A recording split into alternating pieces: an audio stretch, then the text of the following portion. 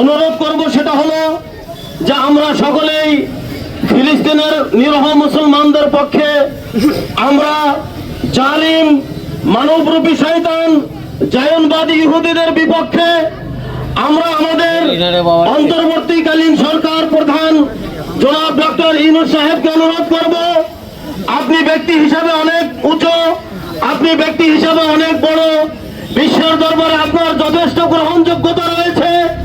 অতএব আমরা আজকের এই বিক্ষোভ সমাবেশ থেকে আপনাকে সবিনয় অনুরোধ করব, যেহেতু বিশ্বের দরবারে আপনার যথেষ্ট গ্রহণযোগ্যতা রয়েছে, আপনি বিশ্বের দরবারে, বিশ্বের নেতৃত্বের দরবারে এই ফিলিস্তিনের পক্ষে কথা বলুন। আপনি জাতিসংঘে ফিলিস্তিনের পক্ষে কথা বলুন। আপনি জাতিসংঘে এই জায়নবাদী ইহুদিদের বিপক্ষে কথা বলুন। জাতি আপনাকে স্মরণ করবে।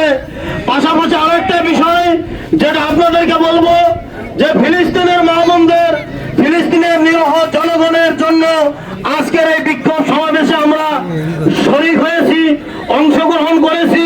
এটুকুর মধ্যেই আমাদের দায়িত্ব শেষ নয়। অতএব আজকে আমি আপনাদেরকে আরো দুটো কর্মসূচি, দুটো বিষয় অনুরোধ করব। এক, সেটা হলো আমরা ফিলিস্তিনের পাশে কিভাবে থাকবো। আমি জুমাতেও বলেছি, ফিলিস্তিনের পাশে থাকার ব্যাপারে আমরা তিনটা বিষয় অবলম্বন করতে পারি। এক, সেটা হলো যে আমরা এই যে এভাবে বিভিন্ন সময়ে যদি আমাদেরকে ডাকা হয় আমরা অংশগ্রহণ করব, প্রতিবাদ সমাবেশে যোগ দিব, এটা ফিলিস্তিনের পাশে থাকা বলে বিবেচিত হবে। পাশাপাশি ফিলিস্তিনের জন্য আমরা দোয়া করব। আমরা আমাদের নিজেদের জন্য দোয়া করি, নিজেদের পরিবারের জন্য দোয়া করি। সেই দোয়ার মধ্যে অবশ্যই ফিলিস্তিনের মজলুম মুসলমানদের কথা আসতে হবে।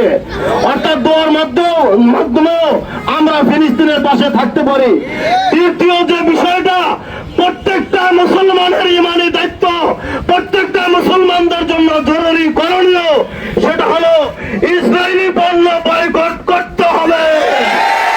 এটা মুসলমানদের ইমানের দাবি। সারা দুনিয়ার বড় বড় ফতোয়া বিভাগ থেকে ফতোয়া এসেছে, কোন মুমিন মুসলমানের জন্য ইসরায়েলি পণ্য ব্যবহার করা জায়েজ হবে না। অতএব আমরা এখান থেকে আপনাদেরকে অনুরোধ করব, আমরা পারতপক্ষে ফিলিস্তিনি পণ্য ব্যবহার করব না। আল্লাহ পাক আমাদের সবাইকে আমল করার তৌফিক দান করেন।